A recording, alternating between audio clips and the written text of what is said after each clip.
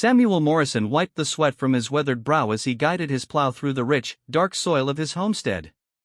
The morning sun painted the Arizona territory in shades of gold and amber, stretching across the valley that had been his family's home for 12 years.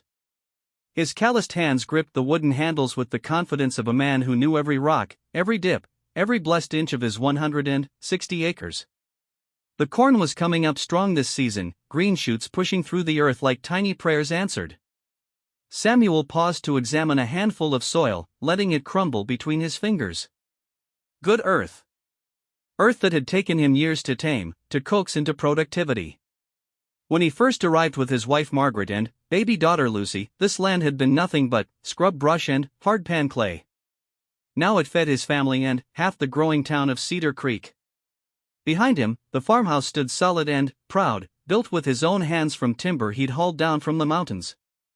White paint gleamed on the clapboard siding, and Margaret's flower garden bloomed bright against the foundation. Chickens pecked in the yard while their milk cow, Bessie, grazed peacefully in the near pasture. It looked like prosperity. It felt like home. Lucy came running from the house, her pigtails bouncing as she navigated between the corn rows. At 12, she had her mother's gentle eyes and her father's stubborn chin. She carried a mason jar of cool water and wore the serious expression she always got when delivering important messages. "Papa, there's men coming up the road," she said, slightly out of breath. "Mama says you should come to the house." Samuel straightened, shading his eyes to look toward the main road that connected Cedar Creek to the territorial capital. A dust cloud marked the approach of several riders, their dark silhouettes wavering in the heat shimmer. Something cold settled in his stomach. Visitors were rare out here, and men who traveled in groups usually brought trouble. He unhitched his plow horse, a gentle bay named Thunder, and led him toward the barn. Lucy skipped alongside, chattering about the baby rabbits she'd found in the garden and how Mama was teaching her to can peaches. Her innocence made the approaching riders seem even more ominous. Margaret stood on the front porch, one hand shading her eyes, the other resting protectively on her rounded belly. 6 months along with their second child, she moved with the careful grace of a woman who'd learned to guard her hope. They'd lost 2 babies between Lucy and this one, heartbreak that had aged them both beyond their 30-odd years. "Do you recognize them?" she called as Samuel approached. He studied the riders more carefully. 5 men on horseback, led by someone in a dark suit despite the desert heat. City clothes. City problems. The cold in his stomach turned to ice. "No," he said quietly. "But I've got a feeling we're about to find out what they want." The riders reined up in front of the house with a jingle of spurs and creaking leather. The leader dismounted with practiced ease, removing his black hat to reveal graying hair and pale skin that spoke of too much time indoors. His suit was expensive, tailored, completely out of place on the frontier. Behind him, 4 men remained mounted. They looked like hired guns, all hard eyes and holstered pistols. "Mr. Samuel Morrison," the suited man asked, consulting a folded document. "That's right," Samuel replied, stepping protectively in front of his family. "What can I do for you gentlemen?" The man smiled, but it never reached his eyes. "My name is Cornelius Blackwood, representing the Southwestern Railroad Company. I'm afraid I have some legal documents that require your immediate attention." He held out the papers with the ceremonial gravity of a judge pronouncing sentence. Samuel took them with hands that trembled slightly, unfolding the official-looking documents covered in dense legal language. The words swam before his eyes at first, then slowly resolved into the worst nightmare he'd ever imagined. "Eminent domain," he read aloud, his voice hollow. "For the public good and economic development of the territory." "I'm afraid your property has been selected for railroad development," Blackwood continued in the tone of a man delivering routine business news. "The territorial governor has signed the necessary papers. You have 24 hours to vacate the premises." Margaret's sharp intake of breath cut through the air like a blade. Lucy pressed closer to her father's side, sensing the sudden change in atmosphere without understanding it. 24 hours? Samuel's voice rose. "This is my land. I filed the proper claims, proved up according to the Homestead Act. I've got the deed right inside the house. Blackwood's smile widened slightly, showing too many teeth. I'm sure your paperwork was all in order, Mr. Morrison. However, the needs of progress supersede individual claims. The railroad will bring prosperity to this entire region. Surely you can see the greater good in that. Greater good? Samuel felt anger building like steam in a boiler. What about my family? What about the crops in the ground? The cattle in the pasture? You'll be compensated, of course, Blackwood said, producing another document. The railroad company is prepared to offer you $200 for your inconvenience. $200. Samuel stared at the man as if he'd spoken in a foreign language. He'd put thousands of hours into this land, had invested his life savings, had built something lasting for his children and their children. The house alone had cost more than $200 in materials, never mind the 12 years of backbreaking labor. That's not even close to what this place is worth, he said, struggling to keep his voice level. I'm afraid it's not a negotiation, Blackwood replied smoothly. The amount has been determined by territorial assessors. You can accept the payment or forfeit it entirely, but, either way, you'll be off this land by tomorrow morning. One of the mounted men shifted in his saddle, his hand resting casually on his gun butt. The message was clear enough. Samuel looked at his pregnant wife, his young daughter, then, back at the papers in his hands. There's got to be some kind of appeal process, he said desperately. Someone I can talk to, somewhere I can file a complaint. The territorial governor's decision is final, Blackwood said with exaggerated patience, as if explaining something to a slow child. I suggest you begin packing. My men will be returning in the morning to ensure compliance. He remounted his horse with the same practiced ease, tipping his hat mockingly to Margaret. Good day, Mrs. Morrison. I trust you'll have a smooth relocation. The riders wheeled their horses and rode away as quickly as they'd come, leaving nothing but dust and the smell of horse sweat hanging in the air.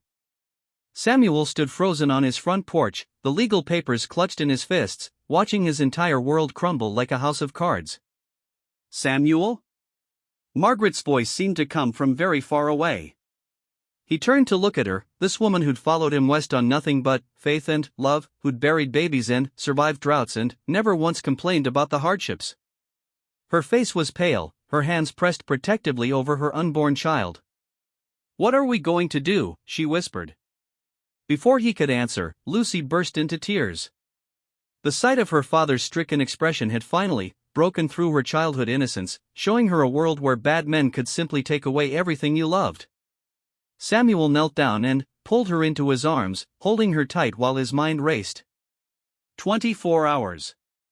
How do you pack up 12 years of life in 24 hours? How do you explain to a child that justice doesn't always win, that sometimes the powerful simply take what they want from the weak? We'll figure something out, he said, as much to convince himself as to comfort his daughter. We'll go to town, talk to Sheriff Brennan. Maybe Lawyer Wilson can help us file some kind of injunction. But, even as he spoke, he knew it was hopeless. You don't send 5 armed men to deliver eviction notices unless you're absolutely certain the law is on your side. The railroad had obviously done their homework, bought the right officials, filed the right papers. Margaret sat down heavily in her rocking chair, one hand pressed to her lower back. The stress was taking its toll, and Samuel worried about what this shock might do to the baby. Maybe we should just take the money, she said quietly. Find another place to start over. $200 won't buy us anything, Samuel replied bitterly. Barely enough to get us to California, if that's even where we want to go. He stood up slowly, feeling every one of his 43 years in his creaking joints. The corn he'd been so proud of that morning now seemed to mock him, growing tall and strong on land he'd never harvested. The house that had sheltered his family through storms and seasons would soon echo with strangers' voices. Papa, are we really going to lose our home? Lucy asked, her voice small and frightened. Samuel looked down at his daughter, then at his wife, then out across the land he'd loved more than his own life. In the distance, he could see thunder grazing peacefully, unaware that his world was about to change forever. The chickens continued pecking in the yard. Bessie chewed her cud with bovine contentment. Life went on, oblivious to human heartbreak. "I don't know, sweetheart," he said finally. "But, whatever happens, we'll face it together." The words sounded brave, but, inside, Samuel Morrison felt something fundamental break apart. He'd always believed that hard work and honest dealing would see a man through. He trusted in the law, in fairness, in the basic decency of his fellow humans. All of that lay in ruins now, trampled under the hooves of progress and corporate greed. As the afternoon sun began its descent toward the western mountains, Samuel started the grim task of deciding what could be saved and what would have to be left behind. Each item was a memory, a piece of the life they'd built together. Margaret's good china, wedding presents from family back east. Lucy's collection of painted stones from the creek. The family Bible with birth and death dates recorded in his careful handwriting. The practical things would have to take priority. Clothes, tools, what food they could carry. But, how do you pack up a life? How do you carry 12 years of dreams in a wagon? By evening, word had spread to their neighbors. The Hendersons from the next farm over came by with offers of help and outraged sympathy. Tom Henderson was a good man, but his own spread was barely making ends meet. There wasn't much any of them could do against the railroad. "It ain't right," Henderson said, spitting tobacco juice into the dust. "A man's home ought to be his castle, like they say." "Right doesn't seem to matter much anymore," Samuel replied. They worked through the night by lamplight, loading what they could into their farm wagon. Samuel's tools went in first, he'd need them to make a living wherever they ended up. Margaret carefully wrapped her precious things in old quilts, moving slowly to protect the baby. Lucy helped where she could, her young face serious with the weight of adult concerns thrust upon her too soon. As dawn approached, they stood in front of their house one last time. Samuel had built it with his own hands, board by board, nail by nail. Every room held memories, Lucy taking her first steps in the kitchen, quiet evenings by the fireplace, the long night when they'd lost their second baby and held each other while their hearts broke. "We'll build another house," Margaret said softly, slipping her hand into his. "Somewhere else, but it'll still be home because we'll be together." Samuel squeezed her fingers, drawing strength from her determination. She was right, of course.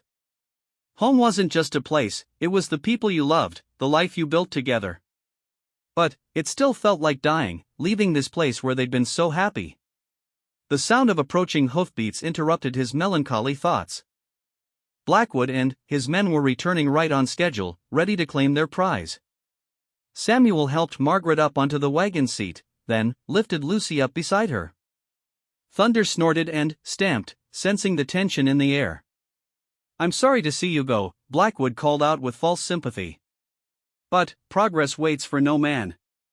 Samuel didn't trust himself to speak. He climbed up onto the wagon and took the reins, his jaw clenched so tight it ached. Behind them, their life's work sat empty and abandoned, waiting for the railroad to tear it down and plant steel tracks where corn had grown. As they rolled down the dusty road toward an uncertain future, none of them looked back. It hurt too much to see what they were losing.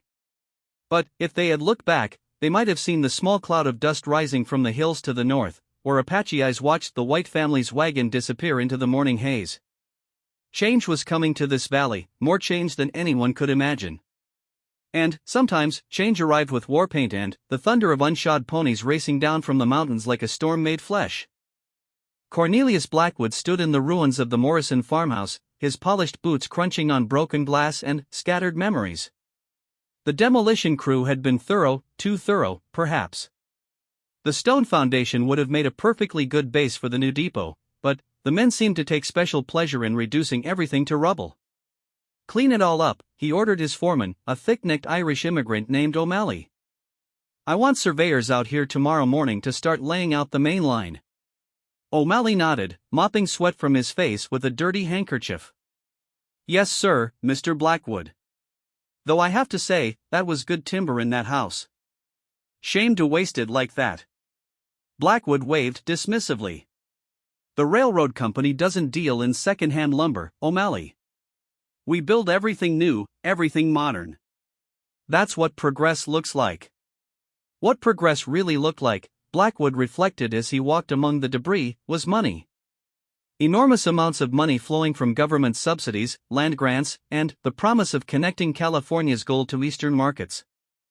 The Southwestern Railroad Company was positioned to reap fortunes that would make railroad barons like Leland Stanford look like paupers. The Morrison farm had been perfect for their needs: a flat ground, access to water, and, most importantly, positioned at the exact midpoint between the territorial capital and the Colorado River.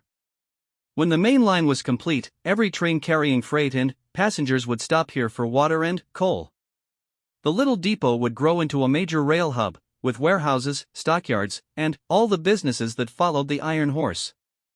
Blackwood pulled out a leather portfolio and studied the engineering drawings spread across a makeshift table. The depot would be built here, where the farmhouse had stood. The main line would run north to south along what had been Morrison's east pasture. Sidings for freight cars would extend into the cornfield.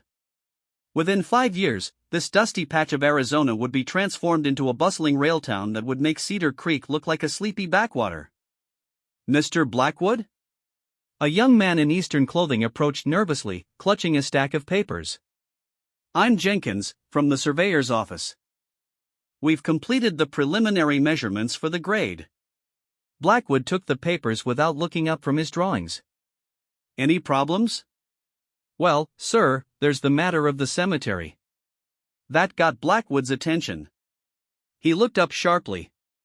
What cemetery? Jenkins pointed toward a small grove of cottonwood trees about a quarter mile from the house site. The Morrison family cemetery, sir. It's right in the path of the proposed main line. 3 graves, marked with headstones. Blackwood cursed under his breath. Cemeteries meant complications, legal challenges, newspaper attention, public sympathy for the displaced family. People got sentimental about the dead in ways they didn't about the living. How long have the graves been there? He asked. According to the inscriptions, the oldest is from 1878. 2 infant children and what appears to be Morrison's father. 8 years.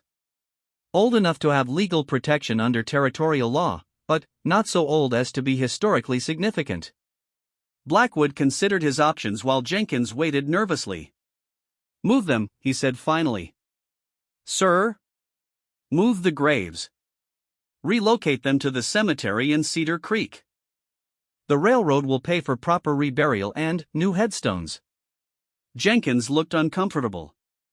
Mr. Blackwood, I'm not sure the family consented to moving their dead. And there are territorial regulations about disturbing established burial grounds. Blackwood fixed him with a cold stare. Mr. Jenkins, are you a lawyer? No, sir, but, then, stick to surveying. I'll handle the legal matters. Have O'Malley's crew dig up the graves tomorrow and transport the remains to town.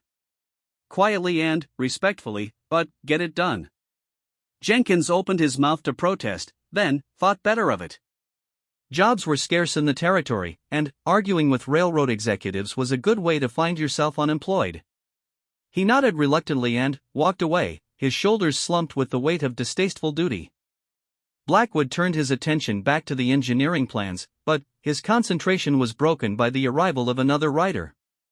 This one wore a military uniform and carried himself with the rigid posture of a professional soldier. Captain James Whitmore of the 4th Cavalry, stationed at Fort Apache to keep the local tribes peaceful. Captain, Blackwood greeted him with genuine warmth. Right on time. How are things at the fort? Whitmore dismounted and removed his hat, revealing graying temples and the weathered face of a man who'd spent 20 years fighting Indians across the frontier. Quiet for now, Mr. Blackwood. But I wanted to discuss your security arrangements. They walked together through the construction site, stepping carefully around piles of lumber and construction equipment. Work crews were already arriving daily by wagon train, bringing the materials and manpower needed to push the railroad across the desert. My concern, Whitmore continued, is that you're building right through traditional Apache hunting grounds. The Chiricahua especially consider this valley part of their ancestral territory. Blackwood waved dismissively. The Apache were moved to the reservation years ago. This is American soil now, protected by American law. With respect, sir, the Apache don't always recognize the boundaries we've drawn on paper. Geronimo's still out there with a warband, raiding across the border from Mexico. And even the reservation Indians get restless when they see their old lands being changed. They paused at the edge of what had been Morrison's cornfield. In the distance, work crews were stringing telegraph lines and building temporary housing for the hundreds of workers who would soon descend on this quiet valley. The transformation was already beginning, the ancient rhythms of the land giving way to the mechanical precision of railroad construction. How many men do you have stationed here? Blackwood asked. Right now, just a squad of 12 soldiers to guard the equipment and supplies. But I can increase that to a full company if you think it's necessary. Blackwood considered the offer. More soldiers meant more protection, but also more military involvement in what was supposed to be a civilian operation. The railroad company prided itself on handling its own security problems. "I think 12 men should be sufficient for now," he said finally. "After all, we're bringing civilization to this wilderness. The Indians will have to adapt or get out of the way." Whitmore looked skeptical but didn't argue. He'd seen enough Indian wars to know that adapting wasn't always a choice the tribes were willing to make. But railroad money paid for fort supplies and military salaries, so he kept his concerns to himself. As the afternoon wore on, more workers arrived. Irish immigrants fleeing poverty, Chinese laborers imported from California, former soldiers looking for steady pay. They set up tents and temporary shacks, turning Morrison's peaceful farm into a bustling construction camp almost overnight. Blackwood walked among them, observing the organized chaos of railroad building. The supply wagons arrived like clockwork, bringing rails and spikes, blasting powder and drilling equipment. Telegraph lines connected the site to company headquarters in San Francisco, allowing real-time coordination of the massive logistical operation. By evening, the sound of hammers and saws filled the air where only birdsong had existed that morning. Campfires dotted the landscape as work crews prepared their supper. The smell of bacon and coffee mingled with sawdust and horse sweat. "Like watching a town be born, isn't it?" O'Malley commented, appearing at Blackwood's elbow with a cup of coffee. "More than that," Blackwood replied, accepting the steaming cup gratefully. "We're watching the future arrive. In 10 years, passenger trains will stop at this depot every day. Freight cars will carry cattle and minerals to markets across the country. This valley will be connected to New York and San Francisco, part of the great network that's binding this nation together." O'Malley nodded, though his weathered face suggested he'd seen plenty of grand visions come and go. "What about the folks we displaced? The Morrison family and such? What about them?" Blackwood shrugged. "Progress requires sacrifice. They'll find somewhere else to farm, probably better land than this. We did them a favor, really, freed them from the drudgery of subsistence farming, gave them the chance to participate in the modern economy." It was a convenient narrative, one that let him sleep well at night. The inconvenient truth, that the Morrison farm had been one of the most productive in the territory, that $200 wouldn't buy a fraction of equivalent land elsewhere, was easier to ignore. As night fell over the construction camp, Blackwood retired to his private railcar, a luxurious mobile office complete with Persian rugs and crystal decanters. He poured himself a brandy and reviewed the day's progress reports by lamplight. Everything was proceeding on schedule. The advance crews would finish grading the roadbed within the month. Rails would start arriving from the steel mills back east. Telegraph lines were already carrying orders and updates to railroad headquarters. Within 6 months, the first trains would arrive in what the company had decided to call Blackwood Station. He allowed himself a moment of satisfaction. This project would make him wealthy beyond his current dreams and establish his reputation as one of the premier railroad builders in the West. The Morrison family would be forgotten within a year, just another minor footnote in the great story of American expansion.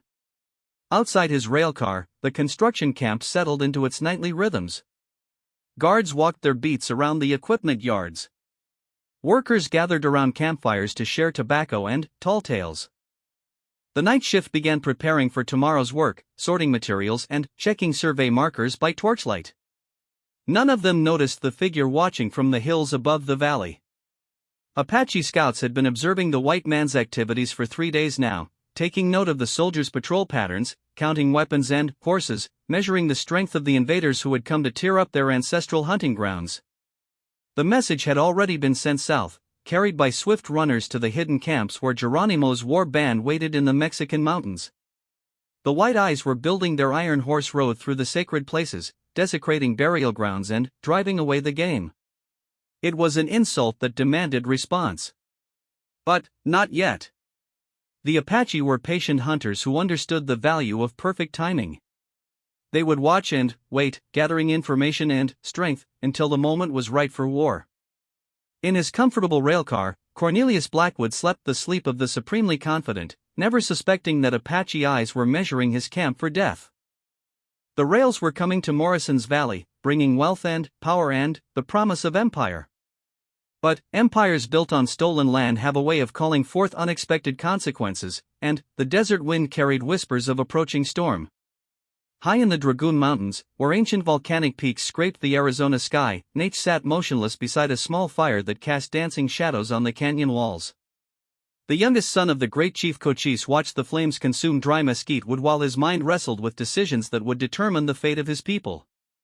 The runner who had arrived that morning still sat cross-legged across the fire, his chest rising and falling from the hard journey north from Mexico.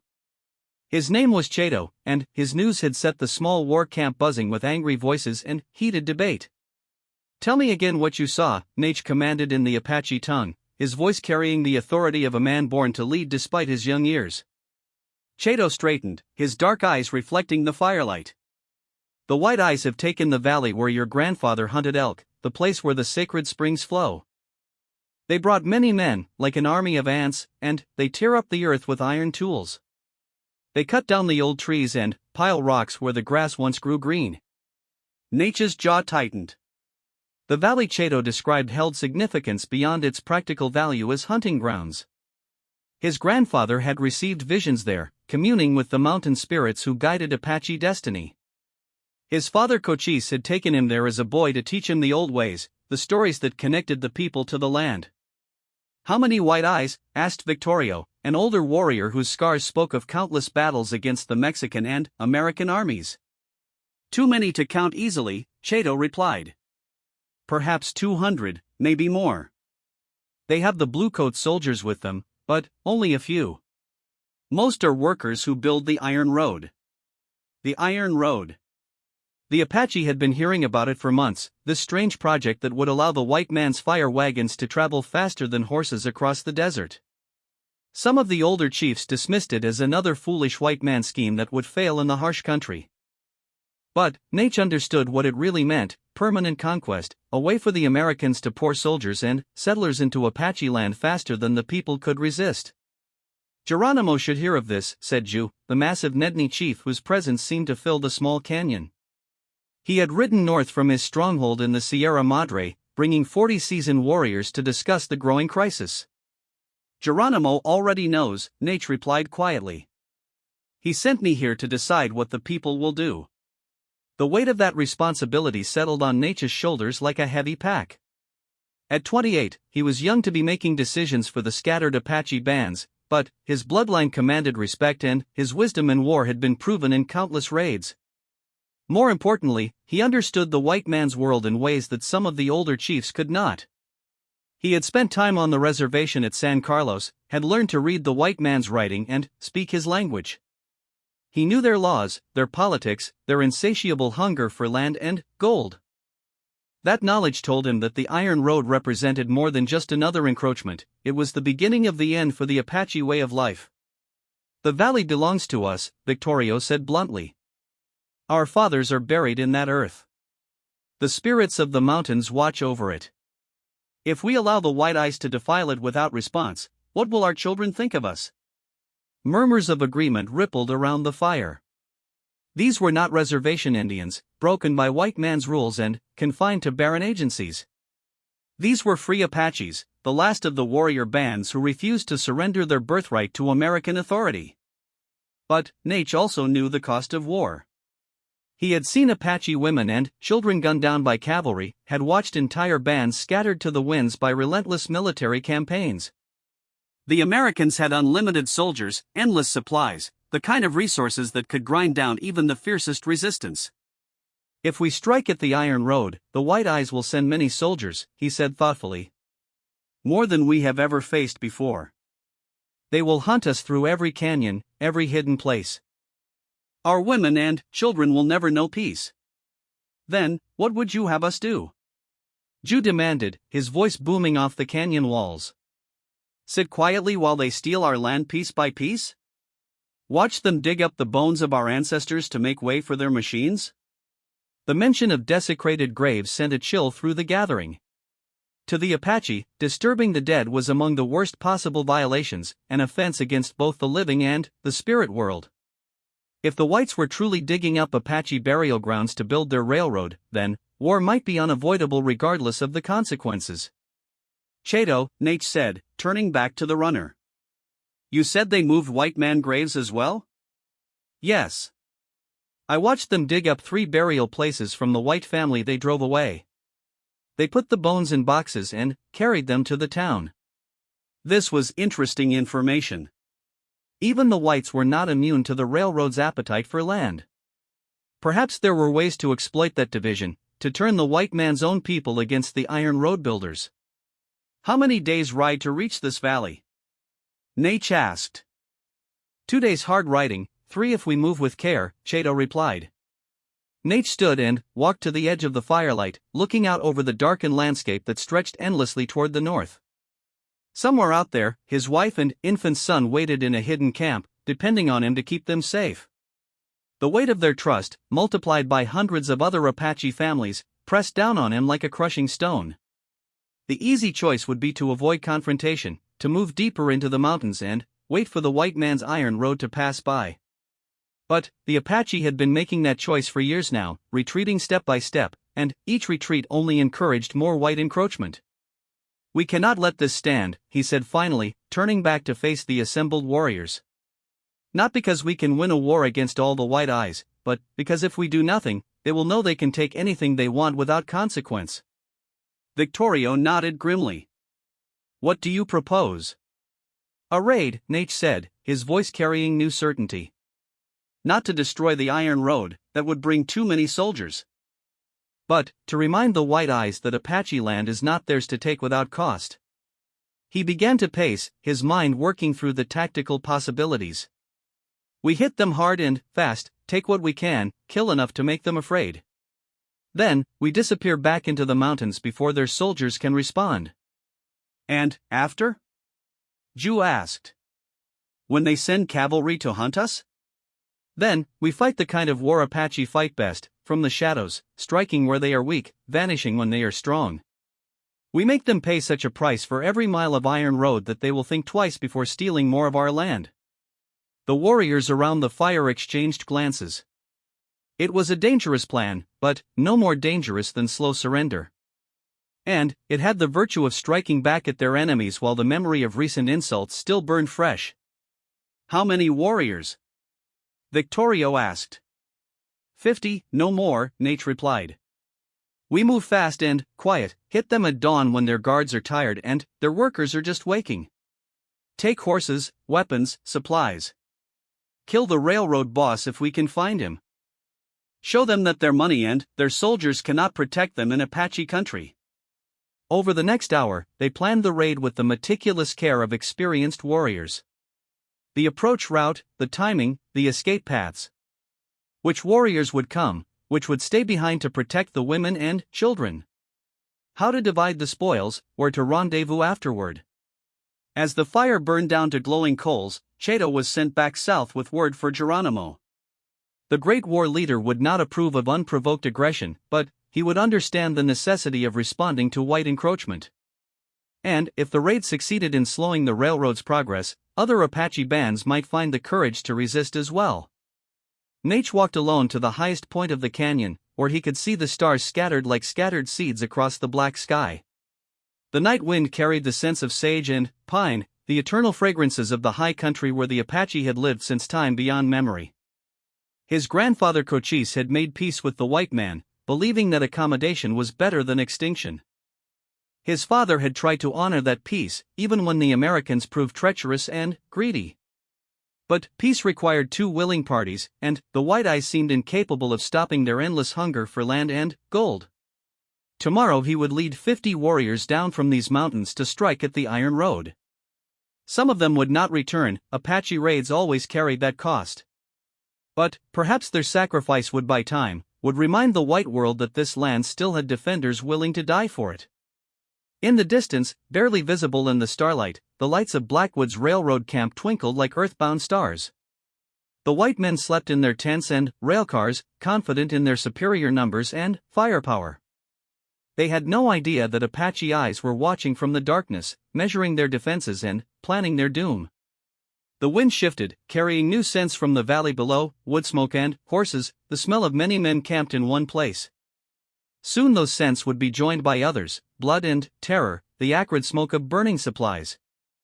The White Eyes would learn, perhaps too late, that Apache hospitality could be as harsh as the desert itself. Nate touched the medicine pouch at his throat, feeling the small objects that connected him to his ancestors and the spirit world.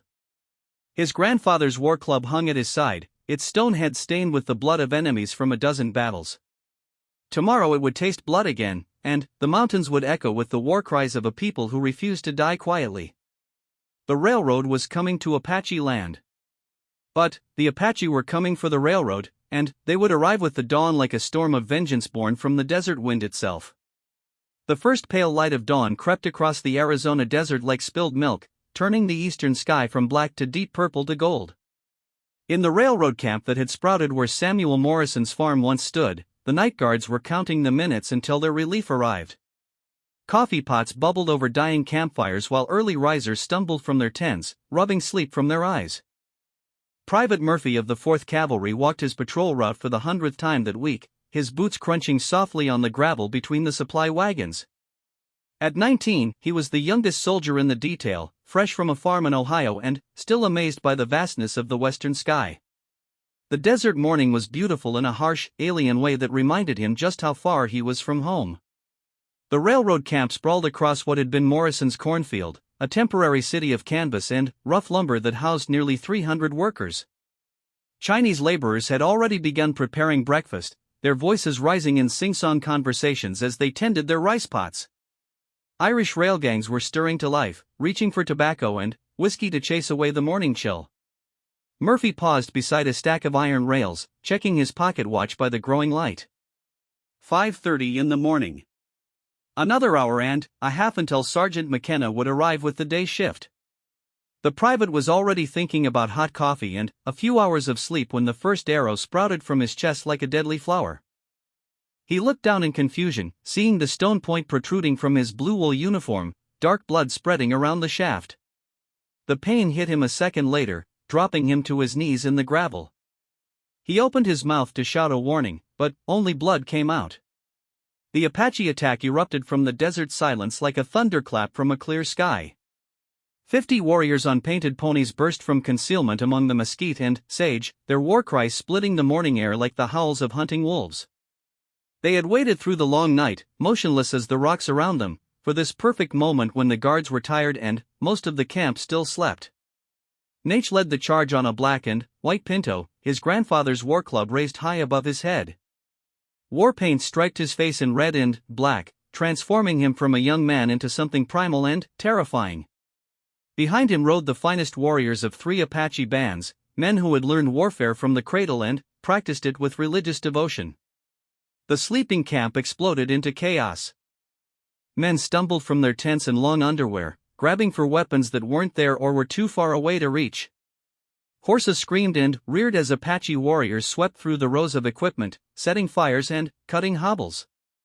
Cornelius Blackwood burst from his private railcar in his nightshirt, a Colt revolver in his hand and his face pale with shock. This wasn't supposed to happen. His reports had assured him that all the hostile Apache were either dead, captured, or driven deep into Mexico. The reservation Indians were supposed to be peaceful, controlled by military authority and government rations. An Apache warrior on a bay horse rode straight at him, a steel lance gleaming in the early sunlight. Blackwood raised his pistol and fired, the shot going wide in his panic. The lance point caught him in the shoulder, spinning him around and slamming him against the side of his railcar. He hit the ground hard, his expensive revolver spinning away into the dust. The warrior wheeled his horse for another pass, but Blackwood rolled under the railcar, pressing himself against the wooden underframe while hoofbeats thundered overhead. Blood ran down his arm from the lance wound, and he could hear the screams of his workers mixing with the war cries of the attackers. Sergeant McKenna arrived with the day relief just as the raid reached its peak, 6 cavalrymen riding hard from their barracks in town. The sergeant was a 20-year veteran who had fought Indians from the Dakotas to Arizona, and he sized up the situation with professional competence. "Dismount and form a skirmish line," he bellowed over the chaos. "Make every shot count."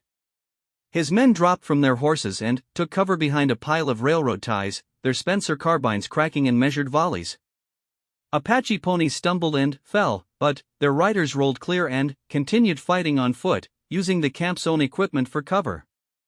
Nate emptied his captured cavalry pistol into a group of Irish workers who had taken shelter behind their chuck wagon, then drew his knife and leaped from his horse to finish the wounded. This was the part of war that separated warriors from ordinary men, the close, brutal work that required looking into your enemy's eyes as you killed him. The Irishman beneath him was barely older than a boy, his face freckled and terrified. For a moment, Nate hesitated. This wasn't a soldier or a man who had stolen Apache land. This was just a worker, probably poor like most of his people, trying to make enough money to feed his family. But then, he thought of his grandfather's burial ground, torn up to make way for the Iron Road. He thought of the sacred valley where mountain spirits dwelt, now violated by white man's machines and ambitions. The knife went in clean and quick, ending the boy's terror with warrior's mercy. All around the camp, similar scenes played out as Apache raiders swept through the white man's temporary city. Some workers fought back with courage born of desperation. Others simply ran, seeking any shelter they could find.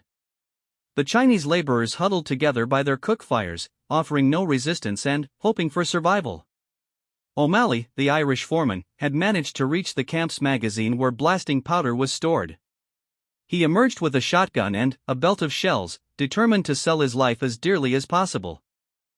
A Winchester rifle in Apache hands spoke from behind a pile of lumber, the bullet spinning O'Malley around but not dropping him. The big Irishman pumped 2 loads of buckshot into the woodpile, then charged with the empty gun raised like a club. 2 Apache warriors met him halfway, their knives flashing in the growing light. O'Malley fell like a tree, his body covering the weapons they tried to reach. Captain Whitmore arrived with a full company of cavalry just as the Apache were beginning to withdraw. 50 mounted soldiers thundered into the burning camp, sabers bright and carbines ready. But Nate had timed his raid perfectly, 15 minutes of concentrated violence, then disappearance before organized resistance could arrive. The Apache melted away into the desert as quickly as they had appeared, driving captured horses ahead of them and carrying wounded warriors across their saddles. Whitmore's cavalry gave chase, but the desert was Apache country, and the warriors knew every canyon, every hidden waterhole, every escape route carved by centuries of warfare. Blackwood crawled out from under his railcar to survey the destruction. Bodies lay scattered throughout the camp, both white and Apache, their blood soaking into the desert soil. Tents smoldered where firebrands had been thrown. Equipment was smashed or stolen. The beautiful engineering drawings for his depot lay scattered in the wind, torn and bloodstained. "How many dead?" he asked McKenna, his voice hollow with shock. The sergeant finished checking the last body and stood up slowly. 23 of our people, sir. Maybe half again that many wounded. The hostiles lost at least 6, possibly more. 23 men. Blackwood stared at the corpses of workers who had been alive and joking around their breakfast fires just an hour ago. Young Murphy lay where he'd fallen, the Apache arrow still protruding from his chest like an accusation. O'Malley's massive body sprawled over the pile of weapons he'd died trying to protect. They took 40 horses, McKenna continued his grim inventory. Most of the small arms and ammunition. All the cash from the payroll wagon. Maybe $2,000 worth of supplies, plus whatever they can trade the horses for. But the real damage went deeper than mere economics. Word of the raid would spread throughout the territory within days, carried by telegraph and frightened witnesses. Other railroad projects would demand increased military protection. Investors back east would grow nervous about their Arizona ventures. Workers would demand higher wages to compensate for the danger. Who were they? Blackwood asked, though he suspected he already knew. Apache War Party, maybe 50 strong, McKenna replied. They knew what they were doing, hit us fast and hard, then vanished before we could respond. This wasn't some random raid, it was planned. Whitmore returned with his cavalry detail after a fruitless 5-hour chase. The Apache had simply evaporated into the maze of canyons and broken country that stretched toward Mexico. Tracking them would require weeks of difficult campaigning with no guarantee of success. I warned you this might happen, the captain said bluntly. You're building right through their traditional hunting grounds. They see this railroad as an invasion. They're reservation Indians, Blackwood protested, though his voice lacked conviction. They're supposed to be peaceful, controlled by federal authority. The ones who hit you today have never seen the inside of a reservation, Whitmore replied. These are Geronimo's people, free Apache who've been raiding from Mexico for years. And now you've given them a reason to come north. Blackwood looked around at the smoldering remains of his construction camp, calculating the cost of rebuilding and the delays this would cause. The railroad company would demand explanations. Eastern newspapers would sensationalize the story. Stock prices might suffer. But, beneath the immediate concerns, a deeper realization was taking shape. He had thought of the Apache as a minor nuisance, a problem to be solved by military force and superior technology. The raid had shown him that they were actually a formidable enemy, capable of striking where and when they chose. What do you recommend? He asked Whitmore. Double the guard force. Build a proper stockade around the camp. Bring in Indian scouts to watch for raiders. And maybe consider changing the route to avoid Apache sacred sites. Absolutely not, Blackwood said, his voice hardening. We're not changing our plans because of a handful of savages. This railroad will be built exactly where it was designed to go, and the Apache can adapt or be destroyed. It was a declaration of war, though neither man recognized it as such at the time. The railroad represented progress, civilization, the inevitable advance of American power across the continent. The Apache represented the past, the primitive wilderness that had to be swept aside for the greater good. Neither side was prepared to compromise, which meant the conflict would continue until one was completely defeated. The desert winds scattered the last smoke from the burned tents, carrying the scent of violence and change across the valley where Samuel Morrison had once grown corn in peace. Miles away in the mountains, Nate counted his warriors and their captured spoils. 6 men lost, including 2 young warriors on their first raid. 13 wounded, though none too badly to ride. 40 good horses taken, plus weapons and supplies worth a fortune in the scattered Apache camps. But the real victory was not in the material gains. Word of the raid would spread among the scattered Apache bands, proof that the white man was not invincible, that their iron roads could be struck and their workers killed. Other young warriors would be inspired to take up arms. Other chiefs would remember that resistance was still possible. The war had begun again, and this time it would not end with treaties or reservations. It would end only when one side no longer had the strength to fight, when either the Apache way of life disappeared forever or the iron road lay rusted and abandoned in the desert sun. In the sacred valley where Morrison's corn had once grown, the railroad would be built as planned. Trains would run on schedule, carrying passengers and freight across the transformed landscape. But they would run under the constant threat of Apache vengeance, and every mile of track would be watered with blood before the final spike was driven home.